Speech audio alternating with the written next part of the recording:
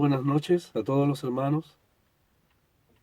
Damos las gracias al Señor por esta oportunidad que nuevamente nos concede de poder acercarnos a su palabra. Estamos considerando, como todos saben, la carta a los Filipenses, capítulo 1, capítulo 3 en esta oportunidad. Ya varios meses que hemos venido con la ayuda del Señor considerando esta carta que, como le hemos titulado, la carta de la esencia de la vida cristiana. Ciertamente el que habla, al igual que todos nosotros, tendríamos que tomar las palabras del apóstol Pablo, palabras que vamos a estudiar más adelante, cuando tengamos que reconocer: no pretendo haberlo alcanzado ya, pero una cosa hago, olvidando, dice el apóstol, ciertamente lo que queda atrás, y habla entonces de extenderse hacia la meta. Y en realidad, hermanos, hemos estado considerando esa meta preciosa, que es la persona del Señor. El apóstol Pablo ha venido exhortándonos, lo consideramos ya el día sábado, respecto a lo que es el verdadero sentido de lo que es la vida espiritual del creyente, cuando en el verso 3 ha dicho que nosotros, del capítulo 3, verso 3, ha dicho que nosotros somos la circuncisión, y la define en tres términos, en tres expresiones, cuando dice: en espíritu servimos a Dios, nos gloriamos en Cristo Jesús, y no tenemos confianza en la carne. Esa es la primera tripleta de expresiones que encontramos en este importante y profundo capítulo 3. También el apóstol ha advertido de guardarnos de los perros, de los malos obreros y también de los mutiladores del cuerpo. Pero hay una tripleta de tres expresiones que quizás sea el tema al final de este estudio. Quisiera en realidad mencionarlo antes que leamos los versos que conciernen a este estudio. El apóstol va a hablar de conocer a Cristo, ahí en el verso 8, va a hablar de la excelencia del conocimiento de Cristo Jesús. En el verso 9 va a hablar de la justicia en Cristo, es la fe de Cristo, la justicia en Cristo. Y finalmente tenemos una expresión ahí en el verso 10. El verso 10 resume una expresión que podríamos llamarla también la participación con Cristo, en cuanto al conocimiento de Él, en cuanto al poder de su resurrección y la participación o comunión de sus padecimientos. El apóstol Pablo nos está preparando ese gran verso 3, que esperamos con la ayuda del Señor considerarlo este próximo sábado y lunes próximo si el Señor no ha venido. Pero el apóstol entonces nos está llevando a aguas mucho más profundas. Si ya hemos quedado tan pequeños frente a esa expresión: para mí el vivir es Cristo, si ya es una tremenda responsabilidad para nosotros como creyentes determinarnos a obedecer la exhortación del Señor ahí en el capítulo 2 en cuanto a expresar el sentir de Cristo. Aquí en el capítulo 3 el apóstol Pablo nos va a plantear lo que es su meta personal, pero que quiere compartirla con todos aquellos que anhelan avanzar en cuanto a la madurez, en cuanto a la perfección o madurez cristiana. De tal manera, hermanos, que el verso 10 será el gran texto que tendremos que afrontar, Dios mediante, la próxima semana. Para eso necesitamos mucha oración, porque el que habla y todos los que estamos conectados, vuelvo a decir, tendremos que reconocer que nos falta mucho en cuanto a ese propósito del apóstol. Él también lo va a confesar, él también va a expresar esa permanente insatisfacción, pero que a la vez le empuja por amor al Señor a extenderse con todas las fuerzas espirituales que Dios nos concede al cumplimiento de esa meta del verso 10, que es conocerle en forma experimental, el conocimiento supremo del Señor, que es experimentar el poder de la nueva vida. Así entendemos la expresión el poder de su resurrección, y lo que es la participación o la comunión de sus padecimientos. Vamos a ver que esa es la gran meta del apóstol Pablo, que si bien es cierto se proyecta de manera perfecta en el cielo, sabemos, hermanos, que en el cielo no van a haber padecimientos, no van a haber conflictos ni dificultades. La expresión de la vida de Cristo a través de nosotros aquí en la tierra eh, eh, recibe como resultado, como respuesta de un mundo que no ama la piedad, que no ama la justicia, recibe el rechazo absoluto. El mismo Señor, nuestro bendito Salvador, dice la carta a los Hebreos, Él sufrió tal contradicción de pecadores contra sí mismo, porque Él también tenía una meta, Él también tenía un propósito, Él también tenía un gozo puesto delante de Él. Lo entendemos como el gozo del cumplimiento de la obra, del plan de salvación, de la obra que el Señor, su Padre, le había encomendado. Y aquí en el capítulo 13 el apóstol también nos está llevando al cumplimiento, a la meta de ese gozo, que es realmente experimentar la realidad de Cristo, de nuestro bendito Salvador y Señor, de una manera visible, poderosa, preciosa, realmente con tantas consecuencias personales y también con tantos beneficios para el testimonio aquí en el mundo. Es así entonces, hermanos, que habiendo el apóstol anunciado ese verso 3, donde expresa que la vida cristiana, la verdadera santificación, la verdadera expresión de justicia, la verdadera madurez, la verdadera meta de perfección se consigue en Cristo, no en la ley, no en los esfuerzos humanos de una naturaleza corrompida por el pecado, como hemos dicho, por virtuosa que sea, por logros personales que sea, una naturaleza que puede ser elevada a los altares de la santidad, como algunos grupos religiosos lo han hecho, pero finalmente es simplemente carne. El Señor, vuelvo a repetir, derribó completamente la confianza de Nicodemo cuando le dijo a Nicodemo, lo que es nacido de la carne, lo que es fruto de la naturaleza humana, carne es. Pero lo que es del Espíritu, la vida que viene del Espíritu, vida es. Y sabemos que esa vida es engendrada por el poder de la palabra y la obra del Espíritu Santo, cuando el pecador se convierte a Cristo, cuando el pecador pone la fe en Cristo. Mira a aquel que fue tratado como la serpiente, aquel que llevó nuestros pecados, que fue levantado en un madero, en un asta, para que todo aquel que cree en él, dijo el Señor a Nicodemo, tenga vida eterna. Así el Señor entonces puso la base para ese eminente ejemplo y representante de Israel llamado Nicodemo, la base de lo que sería no solo la salvación, sino el nuevo nacimiento y la base de la verdadera justicia. Debe haber sido tremendamente impresionante para un hombre de tantos años, ya consagrado, ya eminente, venerado en el judaísmo, lo que el Señor le enseñó. De tal manera que todos los esfuerzos humanos de Nicodemo o de cualquier religioso, aun aquellos amigos o amigas que estén conectados a este estudio, queremos decirle con mucho amor, con mucho cariño, que todo lo que usted pueda lograr o haya logrado en el ámbito de su esfuerzo religioso, de obra, de sinceridad, de práctica, de activismo cristiano o de activismo en las cosas espirituales, si son producto de su propio esfuerzo, no sirven delante de Dios, no son suficientes.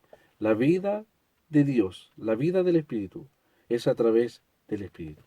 Por lo tanto, nosotros, que la gran mayoría que estamos conectados, damos profundas gracias al Señor por habernos no solamente salvado, haber puesto nosotros, engendrado una nueva vida, una nueva naturaleza, y darnos todos los recursos necesarios para ir en pos de la más grande meta que tenemos como creyentes hacia en este presente y también hacia el futuro.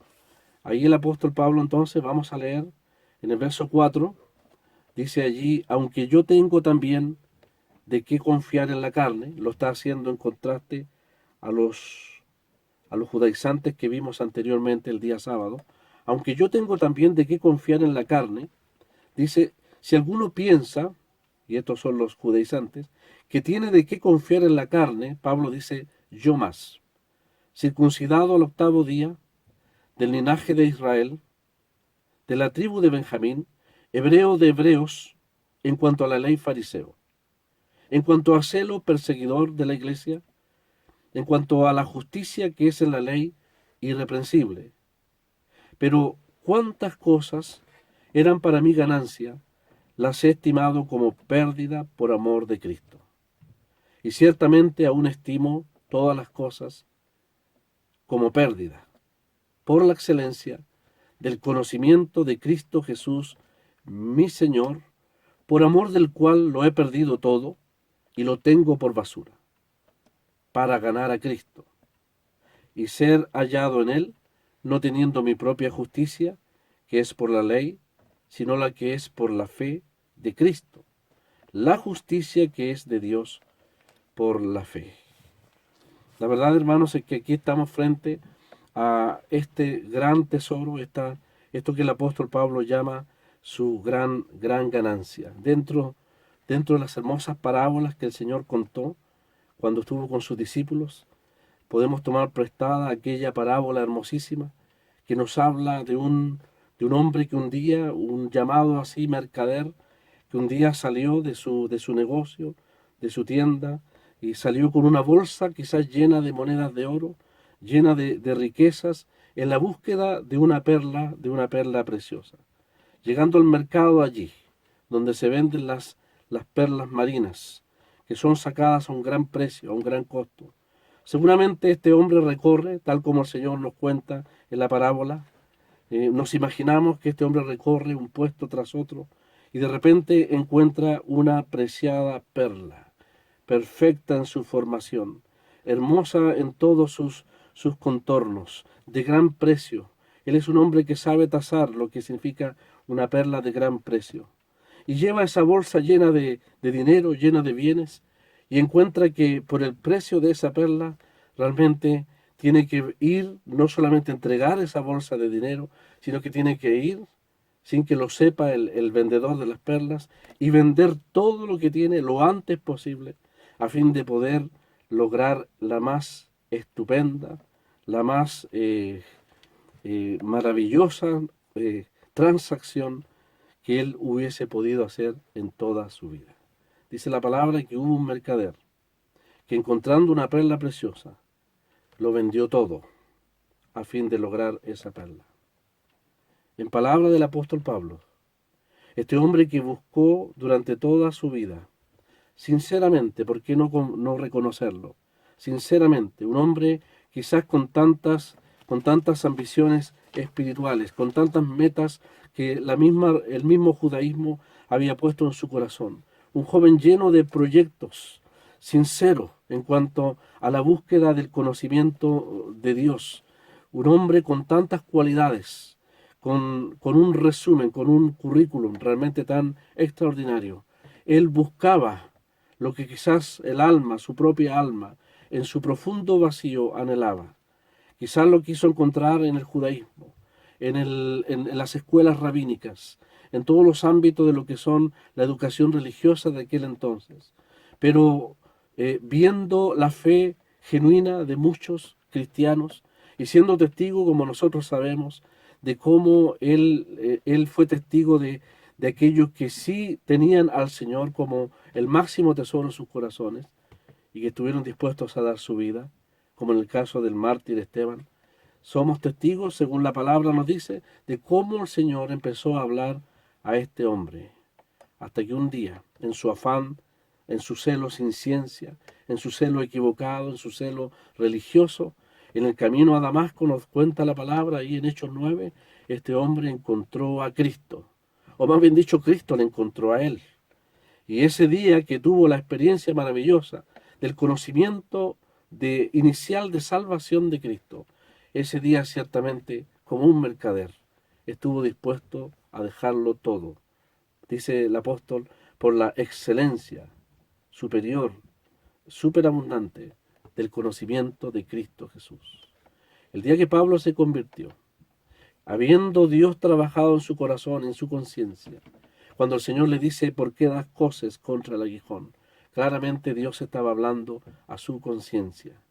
Y fue el momento cúlmine, fue el remate de la gracia de Dios, cuando el Señor le apareció en un resplandor de gloria, de brillo, más grande que el sol, más grande que todos los elementos que nosotros podamos conocer.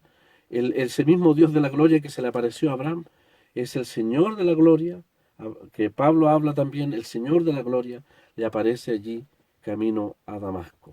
Y todo es nublado, todo lo que puede ser su trasfondo religioso, toda su formación, toda su ascendencia, todo, todos sus méritos o todas las riquezas religiosas a las cuales él hubiese podido apelar, todo se derrumbó, o más bien dicho, todo perdió valor ese mismo día en que este hombre fue objeto de la gracia de Dios, en que este hombre conoció realmente al Señor. Y eso, hermanos, dice aquí, lo confiesa el apóstol, eso que fue la experiencia inicial de conversión, donde realmente durante esos tres días o más quizás, donde estuvo meditando en la casa de Ananías, con sus ojos cerrados, como teniendo escamas en sus ojos, ese fue un tiempo de profunda meditación quizás, de profunda consideración, valoración, como va a usar aquí la expresión considerar, pesar, etcétera. Allí él determinó en un momento de su conversión realmente dejarlo todo, absolutamente todo, por causa del Señor.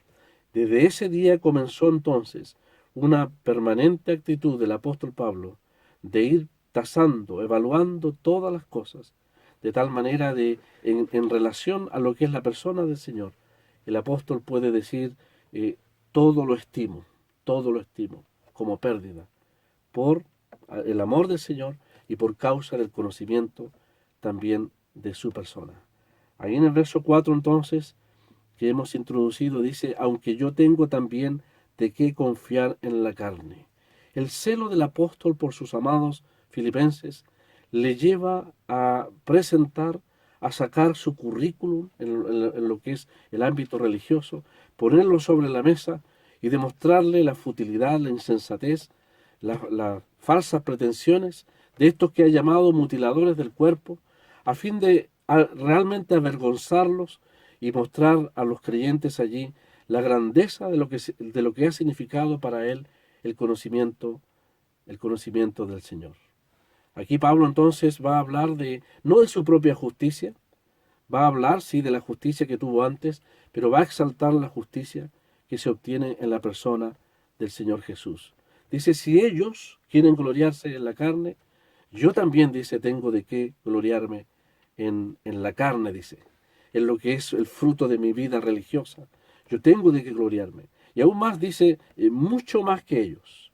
Mis méritos, mis cualidades, mis calificaciones son superiores a aquellos falsos que quieren, podríamos parafrasear, que quieren robaros, dice el apóstol, el gozo de vuestra plenitud, de vuestra justicia, de vuestra madurez, de vuestra perfección en Cristo. Y entonces el apóstol comienza hace relucir esas cualidades impresionantes de este hombre. Tengo también de qué confiar en la carne. Si alguno piensa que puede confiar, dice el apóstol, yo mucho, mucho más. De hecho, ahí en Gálatas 1:14, también tristemente el apóstol, teniendo que defender la pureza del mensaje del Evangelio de la salvación por gracia, dice ahí el apóstol en el capítulo 1, verso 14, dice, y en el judaísmo aventajaba a muchos de mis contemporáneos en mi nación, siendo mucho más celoso de las tradiciones de mis padres. Qué tremendas expresiones de este hombre. De tal manera que puede decir entonces, yo mucho más. Y comienza entonces a declarar 7 ventajas, 7 cualidades superiores sobre estos falsos maestros judaizantes. De esas 7 ventajas, hermanos, por lo menos 4, las 4 primeras, son las que él recibió por nacimiento. Y las 3 últimas son las que él logró por su propio esfuerzo personal, su propio esfuerzo religioso. Vamos a tratar de ir avanzando. Sabemos que los hermanos han estudiado este pasaje, no queremos ser reiterativos, pero mencionar en forma mucho más rápida que circuncidado al 8º día es un motivo realmente de jactancia para el apóstol. Quiero corregir, sí, el sábado anterior dije que Pablo había sido circuncidado al 8º año. Fue un error producto de los nervios del que habla. Es circuncidado al 8º día, tal como la palabra lo dice. Él no fue circuncidado como los gentiles prosélitos, como Tito, como Timoteo, etcétera, él como verdadero judío, como verdadero representante de aquella nación, y celoso de las tradiciones y de los pactos de su pueblo, circuncidado al octavo día. Realmente es un motivo de jactancia para todo judío aquello. Además dice del linaje de Israel. Es decir, nuevamente el apóstol reitera, enfatiza de que él tenía sangre judía en sus venas, real sangre judía en sus venas. Luego dice de la tribu de Benjamín. Esto es lo que él recibió como herencia de sus padres.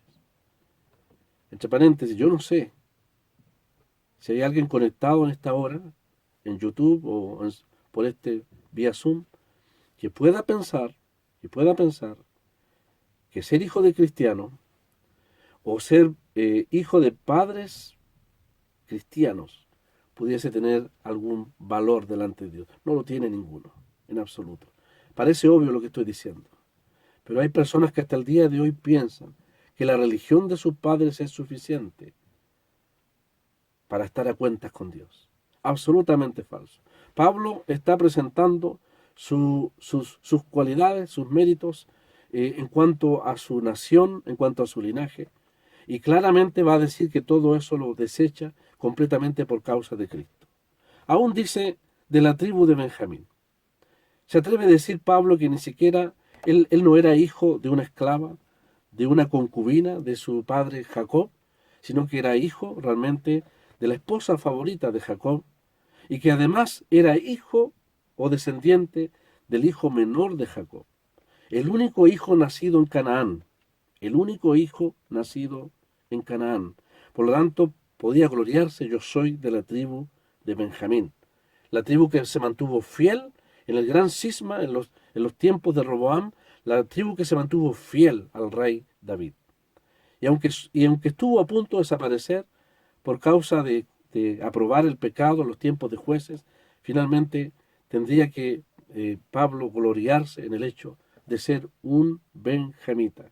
Y no solamente un benjamita, sino uno que tenía, una tribu que tenía, como ustedes saben, hermanos, la más hermosa posesión.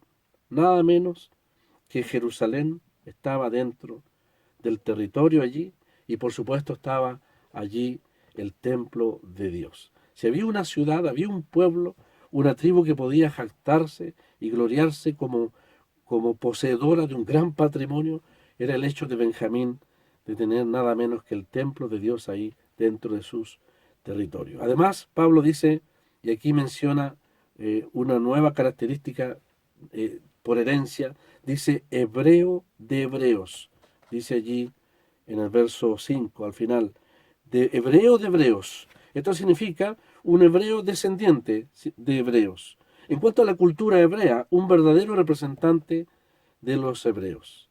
No como aquellos judíos de la diáspora, de la dispersión, que seguramente en el mundo babilónico o griego perdieron mucho de su cultura, hasta el habla. Muchos perdieron, muchos se mimetizaron dentro de las naciones paganas.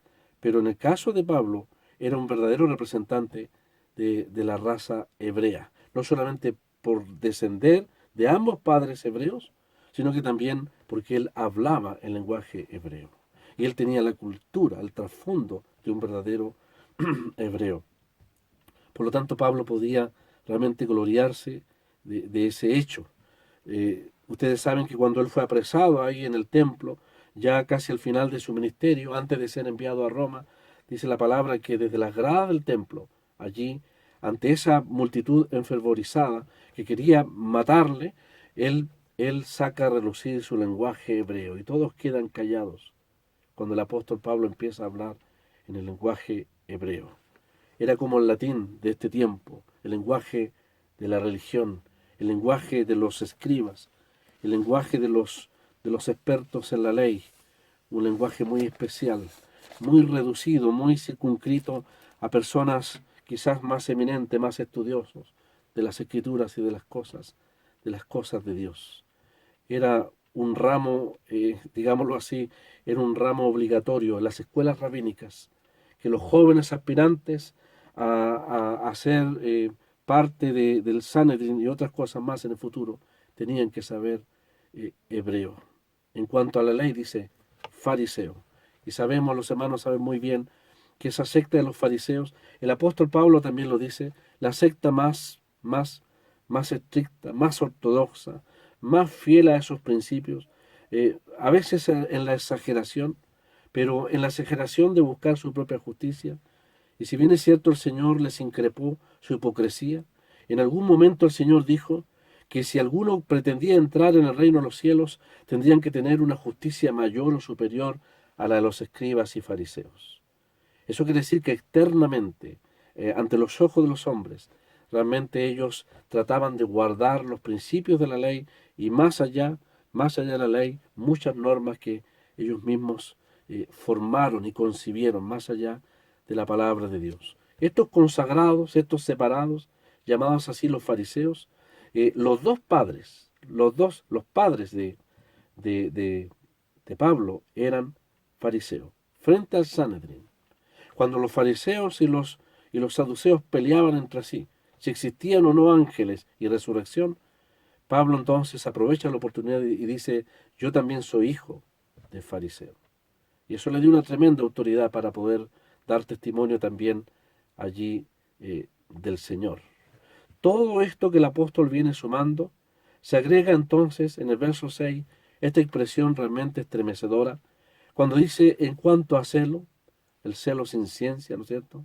El celo sin sabiduría, el celo que no es conforme a la palabra, sino al fanatismo o al extremo de un mal entendimiento de lo que son los planes de Dios. Dice perseguidor de la iglesia, dice ahí, perseguidor de la iglesia.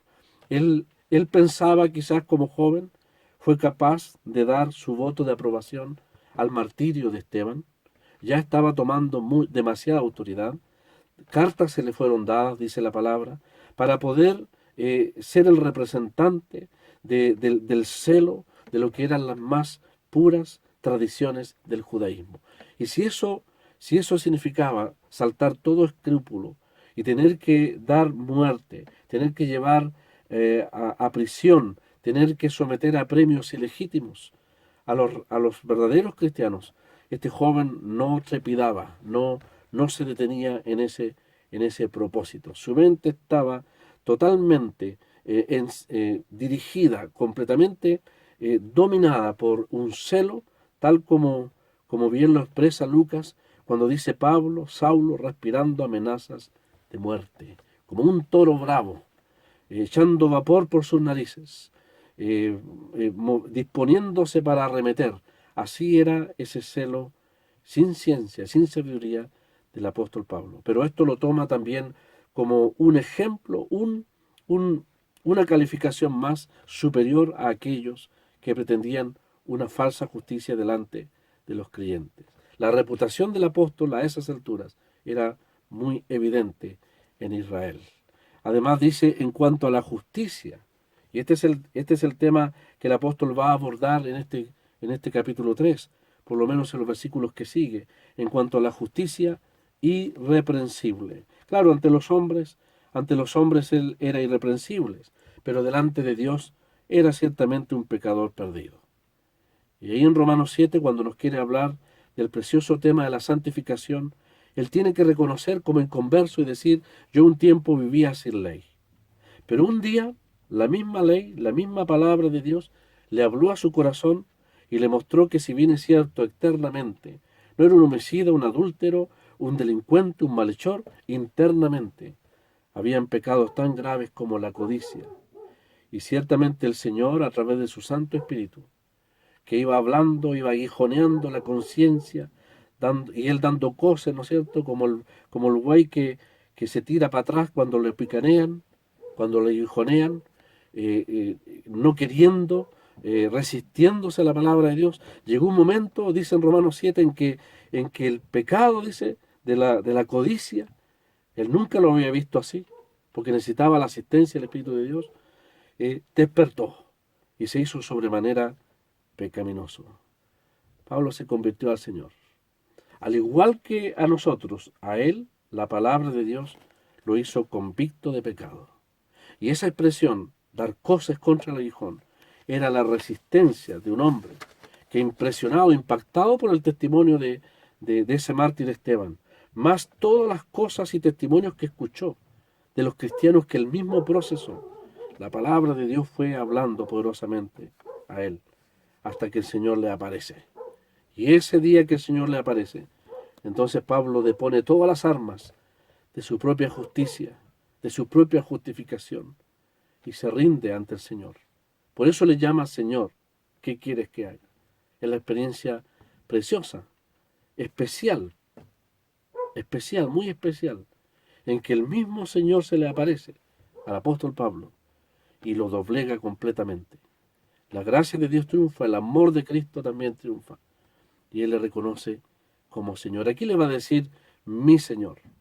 De tal manera, hermanos, entonces que en el verso 7 dice, ¿cuántas cosas? Todas estas cosas, mi ascendencia, mi herencia, mis logros personales, religiosos, todo este sinnúmero de cosas, dice, estas 7 cosas eran para mí ganancia. Las he estimado, dice el apóstol, como pérdida por amor de Cristo. Eso es lo que dice el apóstol.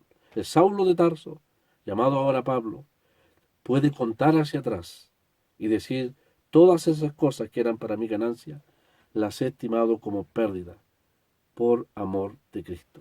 Notemos, hermanos, que el apóstol no dice que las estimó como pérdida por el conocimiento del cristianismo. No, no. Dice, las he estimado como pérdida por el conocimiento de Cristo, de la persona del Salvador. No estaba cambiando de religión, ni de conceptos teológicos, de un sistema teológico a otro. Estaba experimentando la conversión de su error en el judaísmo al conocimiento de la bendita persona del Señor.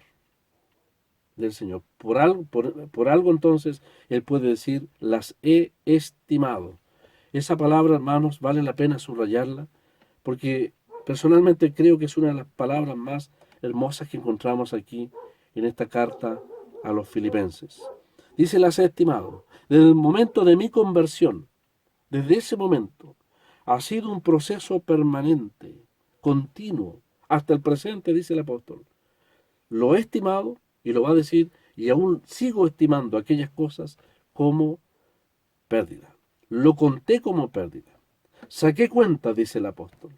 Lo consideré, lo puse en la balanza, y lo sigo pensando como tal. De tal manera que esa preciosa palabra es la misma que el Espíritu Santo o Pablo aplica al Señor cuando habla de aquel que estimó no ser igual a Dios como cosa que aferrarse, sino que se despojó por todos nosotros. Hemos quedado impresionados, hermanos, al pensar que si el apóstol Pablo va a decir todo esto lo tengo por basura, cuando el Señor estimó desde el cielo la necesidad de nuestra salvación, Él no dejó basura. Él dejó las glorias, las excelencias, las igualdades con Dios en los cielos.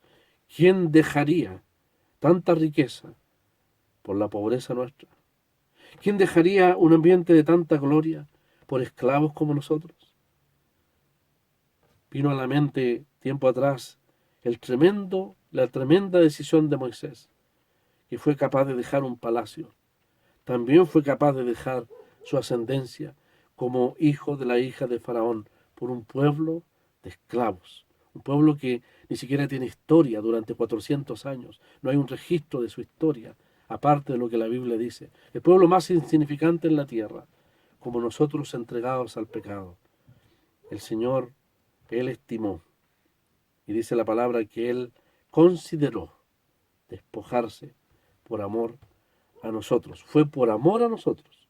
Y el apóstol Pablo por 2 veces dice, por amor a Cristo, por amor de Cristo, lo he estimado todo por basura.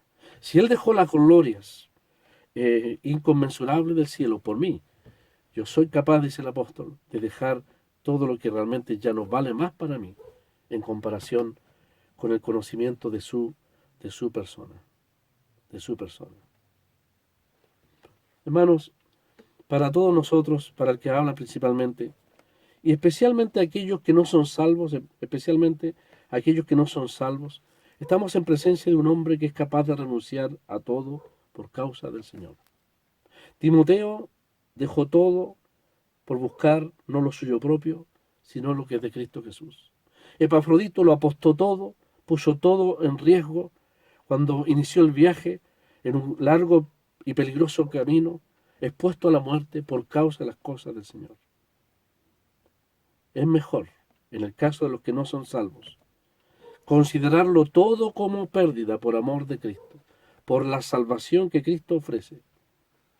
Porque la persona que no se convierte en esta vida, lo va a perder todo. El que no se convierte a Cristo en esta vida, lo va a perder todo. Absolutamente todo. Todo aquello en que el hombre pueda aferrarse, tarde o temprano vendrá la muerte y vendrá el juicio de Dios y lo perderá todo. Placeres, poder, gloria humana, el pecado mismo, tantas cosas ante las cuales el pecador se aferra. Y cuando escucha el mensaje de la gracia de Dios, lo pone en balanza. El hombre es capaz, se atreve a ponerlo en balanza y rechazar el amor de Cristo Jesús, manifestado en la cruz del Calvario. Me recuerda esa historia del famoso David Rockefeller, hijo de Rockefeller, el millonario americano, el millonario inmobiliario, el día que murió. Ustedes conocen la historia, ¿no es cierto? Toda la familia ahí dispuesta a escuchar el testamento. Y sale el abogado y David Rockefeller le pregunta, ¿y qué dejó? Lo dejó todo, dice el abogado. Lo dejó todo. No se llevó nada.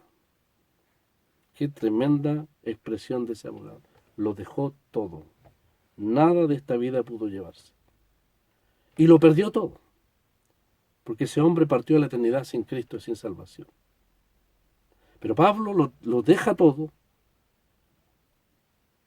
por la perla preciosa, por la persona preciosa de Cristo Jesús, dice. Dice allí, cuántas cosas eran para mí ganancia, las he estimado como pérdida por amor de Cristo. Es una pérdida.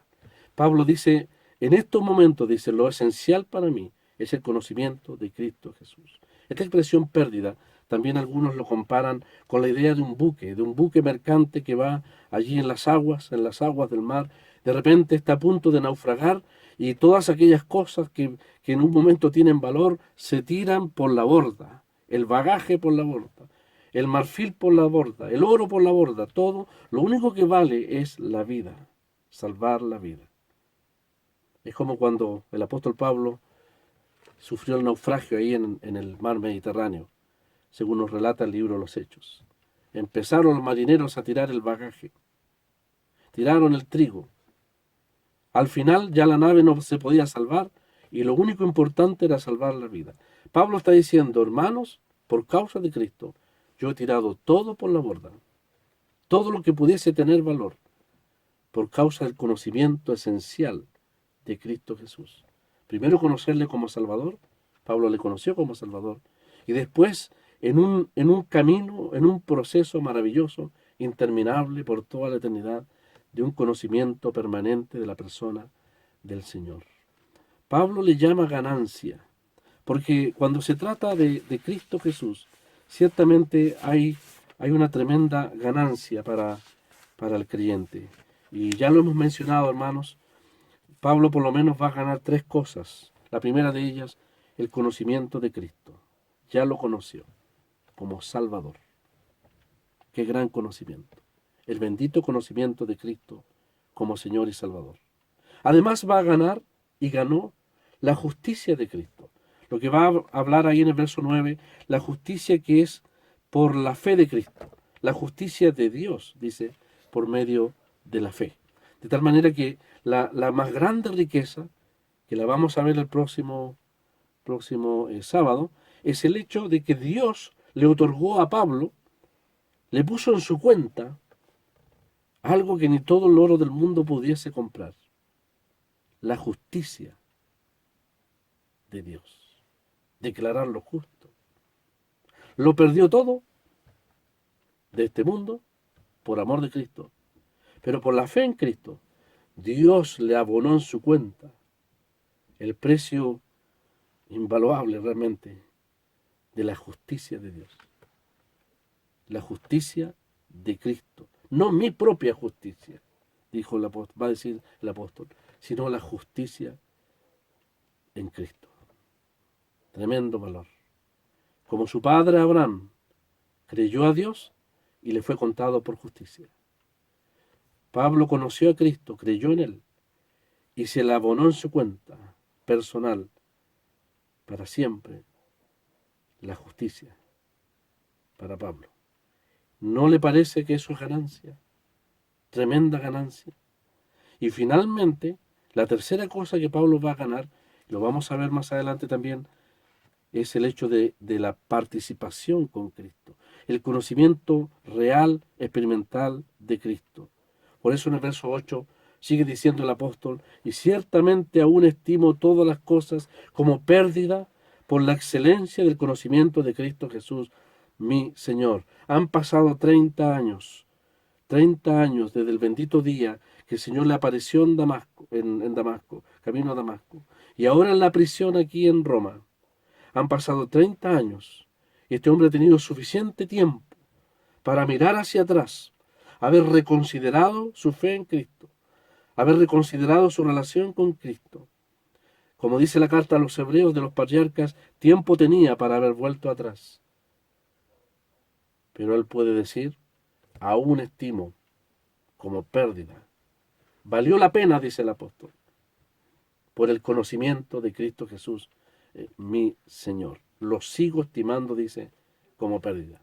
Antes eran aquellas cosas, 7 cosas, ¿no es cierto? Lo leímos ahí en el verso 7.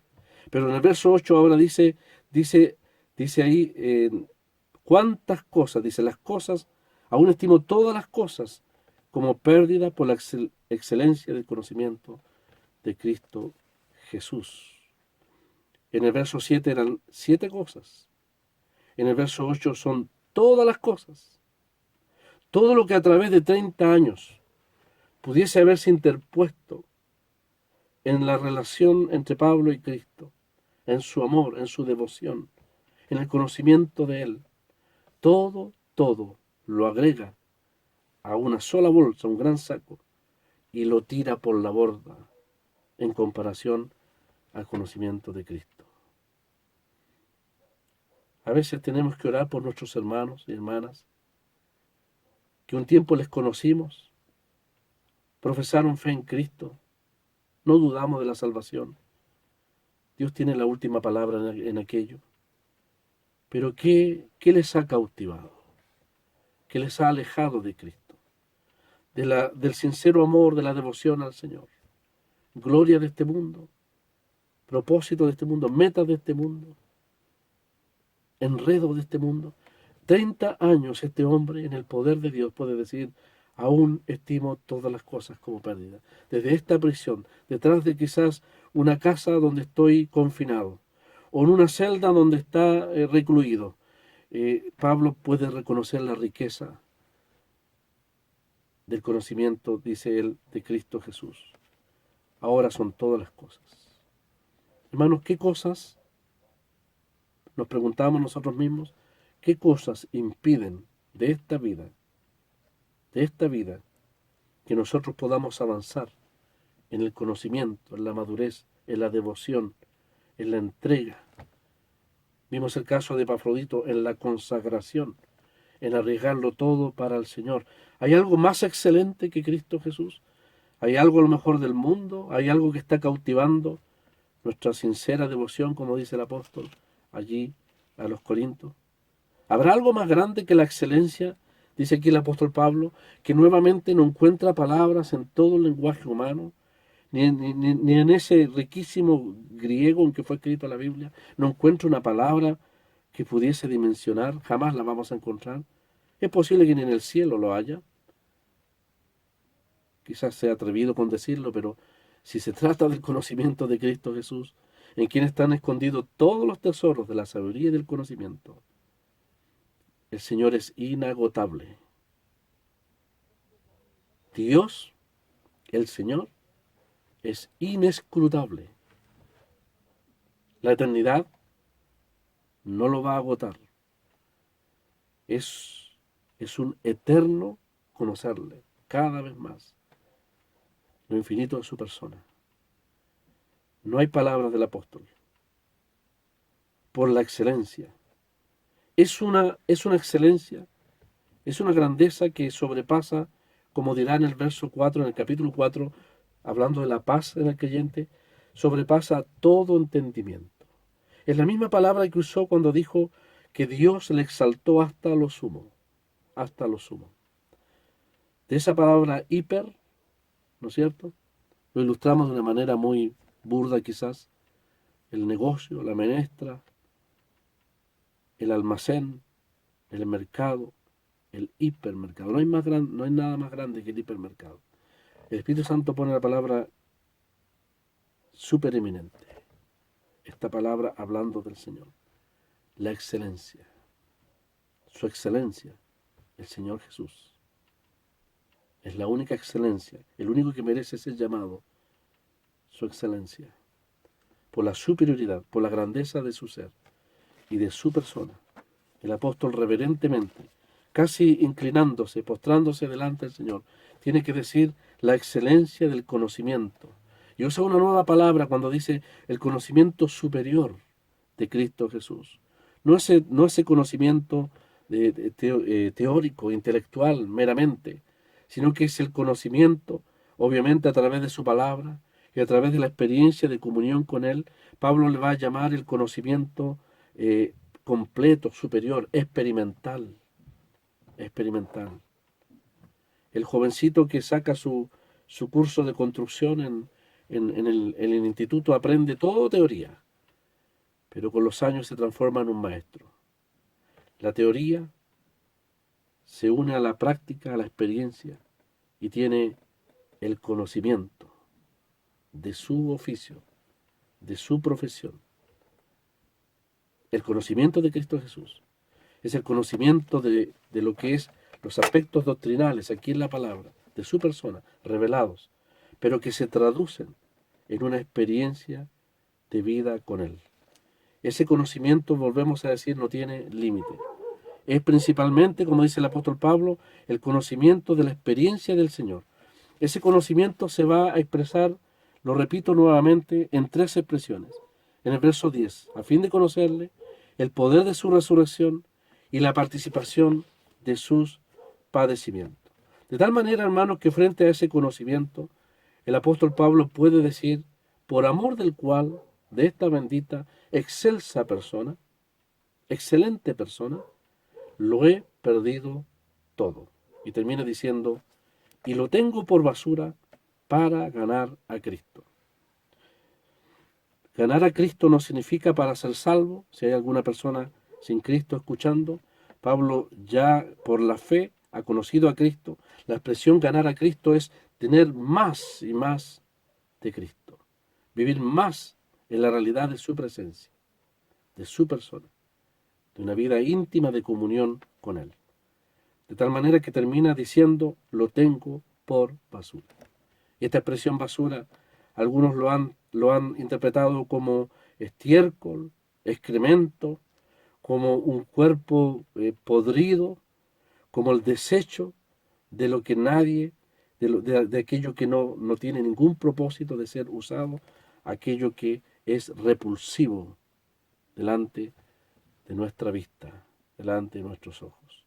Todo eso que se glorían tanto, estos falsos, estos judaizantes, estos que buscan la perfección, que buscan la madurez,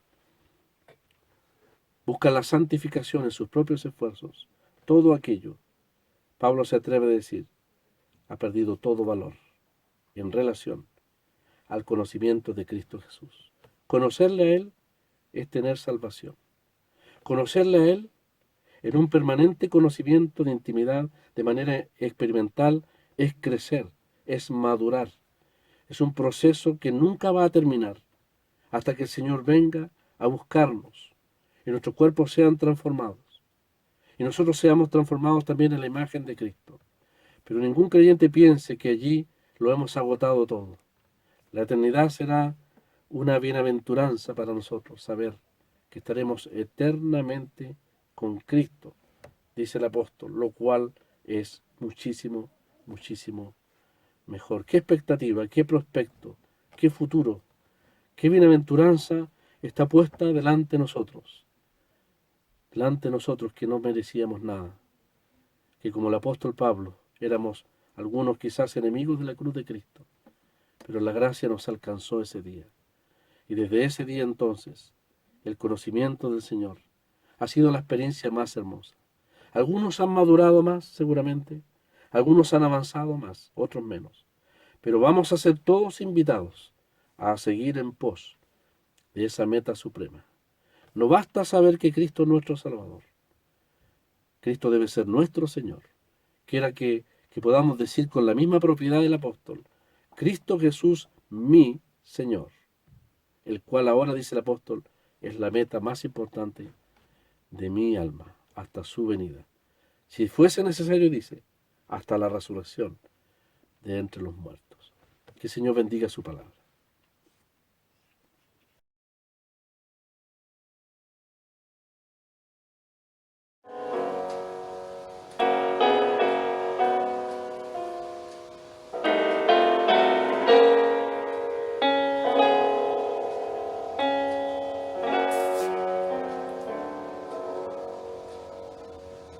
Oh, dime más de Jesucristo, el tema vuelve a repetir,